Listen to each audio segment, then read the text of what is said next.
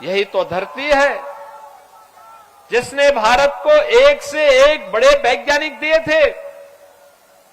यही धरती है जो शिक्षा की प्रेरणा भूमि थी, और यही धरती थी जिसके माध्यम से गुरुदेव रविंद्रनाथ ठाकुर ने भारत को राष्ट्रगान दिया था, जन गण मन। ये इसी बंगाल की धरती ने दिया है। ये बंगाल की धरती है जिसने वंदे मातरम का गीत पूरे भारत को दिया था, जो भारत की आजादी का अमर मंत्र बन गया। और यह वर्ष राष्ट्रगीत वंदे मातरम के 150 वर्ष पूर्ण होने के उपलक्ष्य में पूरे देश में समारोह हो रहे हैं। संसद में विशेष सत्र चला। बंकिम चंद्र चट्टोपाध्याय को पूरे भारतवासियों ने नमन किया। यह धरा बंगाल है, प्रेरणा की धरा है, कला की धरा है, संस्कृति और अध्यात्म की धरा है। उस धरा को आज टीएमसी ने तुष्टीकरण की धरा बना दिया है, लूट का धरा बना दिया है, अराजकता और गुंडागिर्दी का धरा बना दिया है।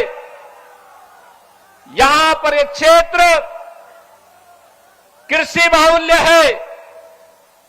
अन्नदाता किसान शस्य श्यामला मातरम वंदे मातरम की इस बंगाल की पावन धरा से अन्न उत्पन्न करता है, लेकिन उन किसानों को उसका उचित दाम टीएमसी की सरकार नहीं दे पाती है, उन्हें सुविधा नहीं दे पाती है। याद करिए, आपकी डेमोग्राफी को बदलने का काम हो रहा है। तुष्टीकरण की पोषक टीएमसी की सरकार आपके विकास को बाधित कर रही है।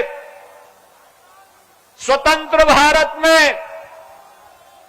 जब ये देश आजाद हुआ था, तब तक बंगाल का शेयर भारत की अर्थव्यवस्था में 1/3 हुआ करता था, और धीरे धीरे करके यहां के कल कारखाने बंद होते गए। यहां के एमएसएमई उद्योग बंद होते गए। यहां की कला को, यहां की संस्कृति को, यहां के शिक्षण संस्थानों को यहां की राजनीति ने निगल दिया।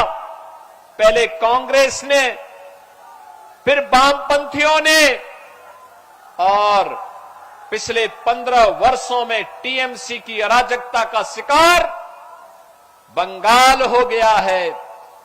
भारत की उर्वरा भूमि, भारत की अर्थव्यवस्था को एक नई ऊंचाई देने वाली बंगाल की धरती आज टीएमसी के भ्रष्टाचार के कारण, उनकी अराजकता के कारण आज कंगाल होती हुई दिखाई दे रही है। हमें महाकाली की इस धरा को कंगाल नहीं होने देना है। मां दुर्गा की इस पावन धरा को कंगाल नहीं होने देना है। सस्य श्यामला कही जाने वाली इस पावन धरा को हमें तुष्टीकरण और अराजकता की धरती नहीं बनने देना है। बंगाल की धरती पर गौकसी होने की छूट नहीं देनी है, गाय को कटने की छूट नहीं देनी है।